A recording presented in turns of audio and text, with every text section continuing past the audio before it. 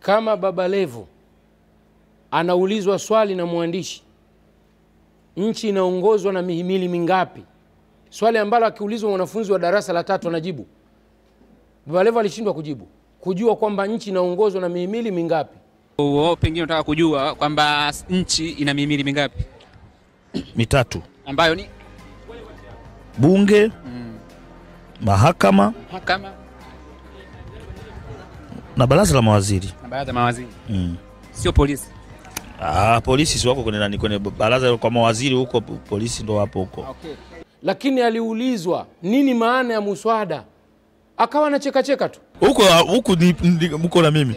Mswada ni sawa tuseme ni sawa na si tuseme ni maoni, si tuseme nini, kwa sababu ni tuambie tu watu hivyo maoni au kwa kifupi ni kwamba haya mambo ya mswada na nini haya sio muhimu sana. Ni ukielele tu kuuliza maswali mswada na nini. Watu wa Kigoma wamepotezewa, wanajifanya kama hawaoni kwamba haya ni maafa. Swali ambalo hata mimi naweza kulijibu, mtoto wa darasa la 3 anaweza kujibu. Huyu anayegombea ubunge hawezi kujua nini maana ya mswada, hawezi kujua nini maana ya mihimili, wala haijui ni mingapi. Anakuambia eti muhimili wa 3 ni baraza la mawaziri. Inna lillahi. Hivi mnataka kutupeleka wapi sisi?